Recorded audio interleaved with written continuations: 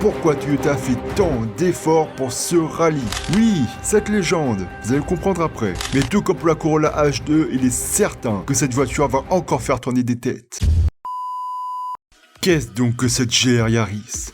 Yo les accros des moteurs, que tu sois une girl ou un gars. Aujourd'hui sur All Motor Glory, c'est une vidéo d'actualité, une actu go. Bon, en retard de 2 mois, mais vous voulez que j'en parle, donc la voici. Je vais vous parler de Toyota, de la Belgique, de WRC, de GR Yaris, de Toyota Yaris H2 plus précisément, et de moteurs thermiques à hydrogène. Vous avez vu le titre et la miniature, je vais vous parler de la GR Yaris à hydrogène qui a roulé au Rallye d'Ypres en Belgique. Qu'est-ce que le Rallye d'Ypres? Quelles sont les différences avec la version classique? Et pourquoi Toyota fait tant d'efforts pour ce rallye? Vous le saurez dans cette vidéo.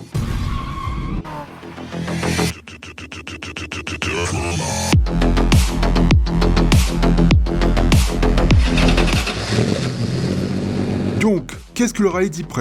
C'est un rallye organisé en Belgique dans la ville d'Ypres, d'où son nom, qui a été créé en 1965 par l'Automobile Club Targa Florio qui l'avait géré jusqu'en 2008. Ce rallye intégrera le WRC à partir de 2021. Intégré en 2020, mais repoussé à cause de la pandémie. Cette année est marquée par l'arrivée de spéciales dites de démonstration. C'est justement à cet événement qu'a roulé la GR Yaris à hydrogène, à défaut, de par les normes, de rouler en compétition officielle. Un peu comme la voiture de course à hydrogène des 24 heures du Mans. Qu'est-ce que la Toyota GR Yaris H2? C'est littéralement une bombinette qui fait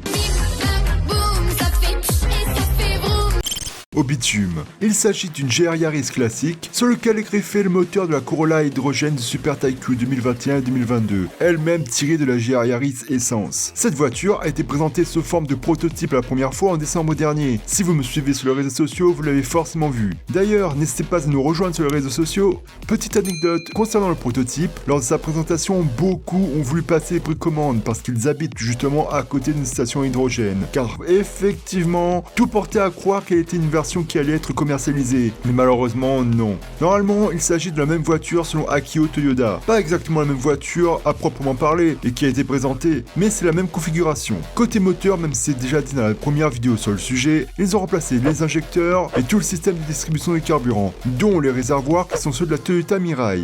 De la Mirai de Chine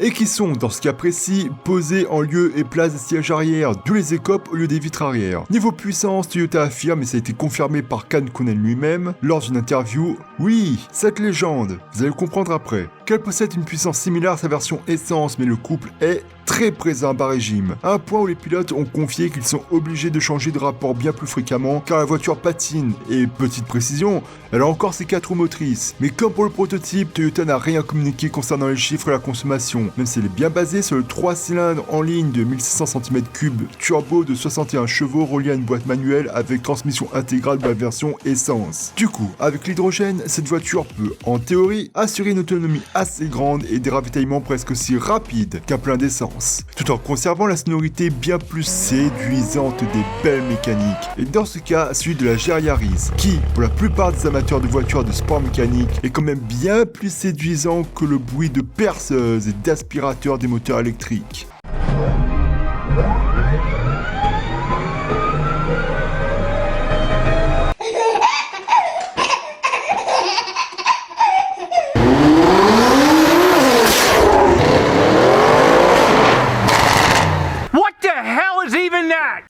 Côté carrosserie, des modifications très mineures. Des stickers noirs et bleus qui mettent en avant le mot H2, des jantes noires montées sur des pneus Pirelli, des écopes en carbone qui remplacent les vitres arrière et les bavettes de rallye. C'est les seules choses qui la différencient du modèle de série.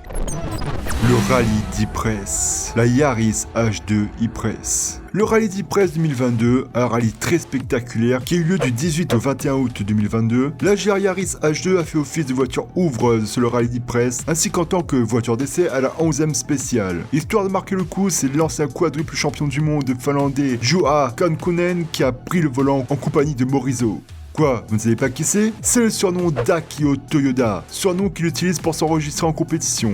Oui, le PDG de Toyota en personne qui a fait le voyage en Belgique depuis le Japon. C'est beau putain, c'est sûr, ce gars est un gros passionné de belles mécaniques. Cette Yaris GR H2 Rally a donc ouvert le rallye le 18 août 2022, puis a participé en tant que voiture d'essai à la 11e spéciale lors de la deuxième journée le 20 août. Ils ont donc pu intervertir leur place et conduire chacun leur tour. La 11e spéciale était d'ailleurs très difficile. S'étendant sur une distance de 15 km, cette spéciale a emprunté des chemins de campagne extrêmement étroits, a longé des champs et est passé entre des habitations à très grande vitesse, ce qui en a fait une des épreuves les plus difficiles, y compris pour des pilotes de rallye professionnels comme le légendaire Kankkunen. Maintenant, pourquoi Toyota fait tous ces efforts pour mettre à l'épreuve cette GR Yaris à hydrogène pour ce rallye?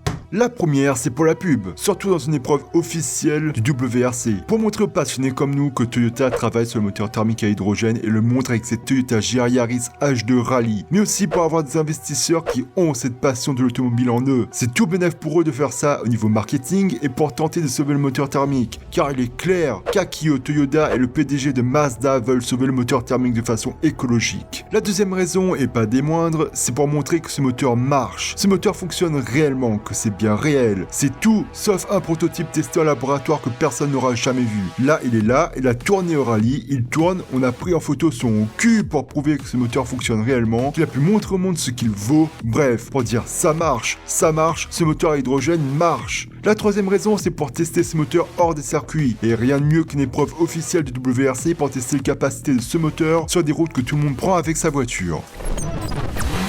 Un avenir encore incertain, mais un avenir qui donne espoir et qui vend du rêve. Du coup, c'est quoi la suite du programme? Bon, il est clair que Toyota va rentabiliser cette voiture, donc elle va encore rouler sur des spéciales de WRC. Pour l'instant, on n'a aucun autre détail sur ses prochaines courses. Mais tout comme pour la Corolla H2, il est certain que cette voiture va encore faire tourner des têtes. Après, bien évidemment, Toyota et toute l'alliance JAP comptent bien mettre cette technologie en vente. Du côté de Toyota, comme dit à de nombreuses reprises, Toyota veut commercialiser une voiture avec moteur thermique à hydrogène. Et l'heureuse élue est censé être la Corolla Cross. Mais voilà, pour que ce souhait devienne réalité, il reste toutefois encore du chemin à parcourir. Il faudra que l'alliance des constructeurs japonais, créée par Toyota et Mazda, investisse beaucoup d'argent pour améliorer tout ça, notamment dans le domaine de la production et de l'extraction, n'oubliez pas l'hydrogène blanc, du stockage qui est actuellement la priorité de l'alliance en matière d'investissement, car souvenez-vous, mais dans cette vidéo, il est question de faire rouler cette Corolla H2, et qui sait peut-être une autre voiture, avec de l'hydrogène liquide pour l'édition du Super Taikyu 2023, et du transport de l'hydrogène, qui pose nombreuses difficultés et s'attire régulièrement la colère des écolos extrémistes. Ces mêmes écolos qui ont créé des associations comme Emmerdeurs Rébellion, oui vous savez, ceux qui bloquent les routes, qui taguent les routes pour faire des pistes cyclables sauvages avec une peinture bien glissante, qui dégonflent ou crèvent les pneus des voitures, qui rayent la peinture ou taguent les voitures en écrivant pollueur, etc. Tout en achetant le dernier smartphone à la mode et les derniers vêtements à la mode. Ceux qui ont manifesté après avoir voté Macron et qui ont transporté leur matos en camion.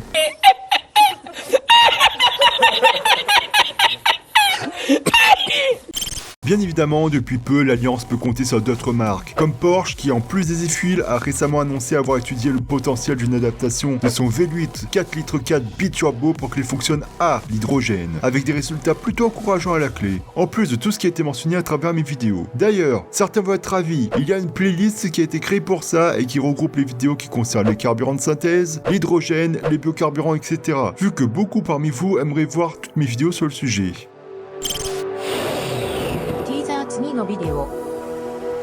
Qu'avez-vous pensé de cette vidéo? Pensez à la boutique en description ou soutenez-moi via Tipeee Utip pour m'aider sur YouTube. Sur ce, bonne journée ou soirée, gardez le sourire car c'est ce qui est le plus important dans la vie. Sauvons les 100% méca et gloire à l'automobile thermique.